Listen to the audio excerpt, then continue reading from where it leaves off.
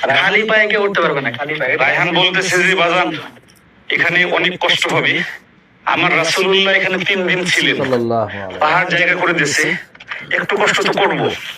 আমার নবীজি যেখানে বসেছিলেন সেখানে গিয়েছি, সেখানে হাত দিয়ে ধরতে পেরেছি।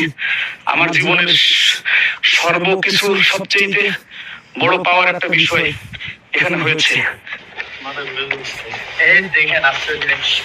আমি আর যাইতে সাহস পাইলাম না, ওখানে আর যাবো না। রাসূলুল্লাহর স্মৃতি বিজড়িত বড় জায়গাগুলো দেখলাম। রাসূলুল্লাহ এই জায়গাটাই, এই যে দেখতেছেন, এই জায়গাটা আমার নবীজি 3 দিন ছিলেন।